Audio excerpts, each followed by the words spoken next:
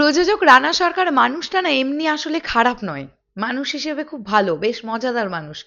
কিন্তু কিছু কিছু সময়ে এমন ধরনের কিছু পোস্ট করছেন, মানে ট্রোলিং এর এক্সটেন্ড লেভেল পর্যন্ত চলে যাচ্ছে ওনাকে নিয়ে। এবং সব থেকে মজাদার ব্যাপারটা কি জানেন, এই যে রানা সরকারকে নিয়ে এত ট্রোলিং হয়, উনি ব্যাপারগুলোকে খুব সুন্দরভাবে এনজয় করেন। মানে ওনার কিছু গায়েই লাগে না, উনি ওনার মতন বলছেন, লোকে ওনাকে ওনার মতন করে ট্রোল করছে, তাতে ওনার কিছুই যায় আসছে না। কিন্তু যখন ওনার টার্গেট এইবার ইউটিউবাররা, তখন অবশ্যই এটা নিয়ে কথা তো বলতে হবে। কারণ এটা শুধু রানা সরকার বলে নয়, নানান সময় দেখেছি বিভিন্ন ডিরেক্টরসরা, বিভিন্ন প্রডিউসাররা নানানভাবে ইউটিউবারদের, স্পেশালি রিভিউয়ারদের টার্গেট করেছেন। যখনই যার স্বার্থে ঘা লেগে যায় তখনই সে ইউটিউবারদের টার্গেট করে। এখন কথাটা হচ্ছে, লহ গৌরাঙ্গের নাম রে সিনেমাটা আমাদের, মানে শরৎ মিউজিক বেঞ্চেস টিমের ভালো লেগেছে। আমাদের যেমনটা লেগেছে আমরা আমাদের রিভিউ ভিডিও শেয়ার করেছি, কিন্তু একটু সোশ্যাল মিডিয়া ঘেঁটে দেখলাম অনেক মানুষেরই কিন্তু, বা স্পেশালি যারা ক্রিটিক্স, রিভিউয়ার, অনেকেরই ভাল লাগেনি এই সিনেমাটা। যাদের যেমন লেগেছে তারা তেমন ভাবেই বলেছে। কিন্তু এটার মানে কিন্তু এটা নয় যে দেবদা টাকা খাইয়ে প্রজাপতি 2 এর ভালো রিভিউ করিয়েছে রিভিউয়ারদের দিয়ে। রানা সরকারের পোস্টটা আবারও ইউটিউবারদের নামে বলে এক্স্যাক্ট টার্গেটটা হচ্ছেন দেবদা, যেটা কিন্তু এবার খুবই বাজে লাগছে। সিরিয়াসলি খুবই বাজে লাগছে। আমাদের রানা সরকারের পোস্টটা পড়তে হবে। এখানে 8 ঘন্টা আগে তিনি এই পোস্টটা করেছেন। নতুন বছরে বাংলা সিনেমার ইউটিউবারদের রিভিউ করার রেট কমাবার আবেদন জানাচ্ছি। প্রথম লাইনটাই ভয়ঙ্কর লাইন। মানে উনি বলতে চাইছেন রিভিউয়াররা যারা টাকা নিয়ে রিভিউ করে, তারা যাতে তাদের রেটটা একটু কমায়। এখন সত্যি এটা খুব জানার দরকার যে আমাদের কমিউনিটির মধ্যে এরকম সত্যি কেউ কেউ আছে কি না যারা টাকা নিয়ে রিভিউ করে। এটা যদি হয়ে থাকে তাহলে খুব লজ্জার ব্যাপার এটা। দেখুন, আমি ইন্টারভিউ করতে যাচ্ছি, প্রযোজনা সংস্থা আমাকে টিএ দিচ্ছে, সেটা আলাদা কথা।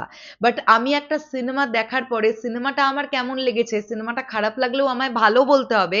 এটার জন্য প্রযোজক পকেটে 2-5 হাজার গুজে দিলেন আর আমি সিনেমাটা নিয়ে ভালো বলছি, এটা কিন্তু চরম খারাপ ব্যাপার। তো আমি জানি না এক্স্যাক্টলি আমাদের কমিউনিটিতে এরকম কোনো রিভিউয়ার আসলেই আছে কিনা।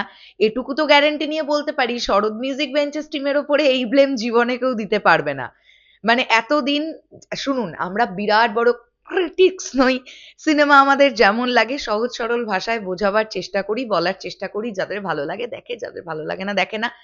কিন্তু কোনো প্রযোজনা সংস্থা এটা বলতে পারবে না যে আমাদের দিয়ে কোনো সিনেমাকে ভালো বলাবার জন্য আমাদের পকেটে 2-5 হাজার গুজে দিতে হয়েছিল। মানে আমাদের যেমন লাগে আমরা তেমনই বলি। কিন্তু রানা সরকার যখন এতটা স্ট্রংলি এরকম একটা পোস্ট করছেন, ওনার নিশ্চয়ই পেছনে এই ভয়টা তো থাকবেই, যদি উনি মিথ্যে হয়ে থাকেন যে রিভিউয়াররা কোনো পয়সা কড়ি নেয় না। যদি এটাই সত্যি হয়ে থাকে তাহলে রানা সরকার এত স্ট্রংলি এই পোস্টটা করতে পারতেন? আমার তো মনে হয় ওনার কাছে খবরাখবর আছে যে এরকম নিশ্চয়ই কেউ না কেউ আছে, বা কারা আছে যারা সত্যি পয়সা নিয়ে রিভিউ করে। আমি জানি না তারা কারা। যাই হোক, উনি বলছেন নতুন বছরে বাংলা সিনেমার ইউটিউবারদের রিভিউ করার রেট কমাবার আবেদন জানাচ্ছি। সিনেমার ব্যবসা কমছে সবাই জানে, তাই ওদের রেটও কমানো উচিত। নেগেটিভ রিভিউ করানোর জন্য প্রিমিয়াম রেটগুলো অবশ্য বাড়তে পারে, ওগুলো স্পেশাল ডিম্যান্ড। এখানে আবার অন্য কথা বলছেন, মানে বলছেন যে কোনো সিনেমাটা বাজে হয়েছে, নেগেটিভ রিভিউ যাতে করা হয় সেই সিনেমাটা নিয়ে। মানে আসলে উনি, রানা সরকার, বলতে চাইছেন সিনেমাটা ভালো হয়েছে কিন্তু নেগেটিভ রিভিউ করতে হবে, তার জন্য পয়সা দিতে হবে তো, যে মিডিয়াই করছে। তো সেই রেটটা অবশ্য বাড়তে পারে, সেটা স্পেশাল ডিম্যান্ড। রানা সরকার এই কথাটা বলছেন। এবার কথাটা হচ্ছে, কাকে টার্গেট করছেন উনি? উনি কি কোনোভাবে এটা বলার চেষ্টা করছেন যে বেঙ্গল টকিজের অতনু রায়চৌধুরী মিডিয়াগুলোর পকেটে পয়সা গুঁজে দিয়েছে লহ গৌরাঙ্গের নামরে সিনেমাটার নেগেটিভ রিভিউ দেওয়ার জন্য? সেটা হতে পারে ইউটিউবার বা হতে পারে কোনো গণমাধ্যম। আমি জানি না কাকে টার্গেট করছেন উনি। আর ইউটিউবারদের স্পন্সর্ড বট দিয়ে ভিউজ লাইকস বাড়ানোর জন্য এক্সট্রা টাকা দেওয়া হোক, যেভাবে ওদের রিচ কমছে সেটা খুবই চিন্তার ব্যাপার। তো রানা সরকার নিজে খুব কনসার্ন হয়ে গেছেন এবং টেনশনে পড়ে গেছেন কি ইউটিউবার, মানে রিভিউয়ারদের লাইকস কমছে, ভিউজ কমছে।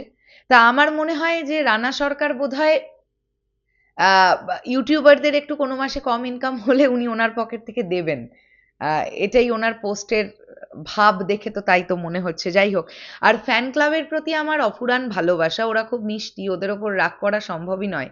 ওরা ভালোবাসা আবেগ ভরিয়ে দেয় নিজের প্রিয় তারকাকে, তার জন্য বাকিদের ট্রোল করে, সেটাতে রাগ করে লাভ নেই।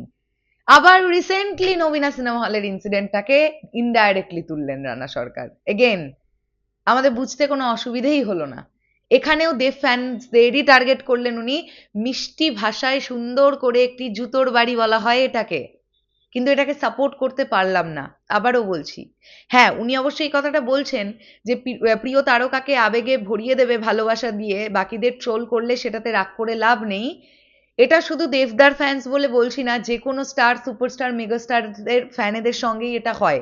যারা যার ভক্ত তারা তাকে নিয়েই আবেগে ভেসে থাকে।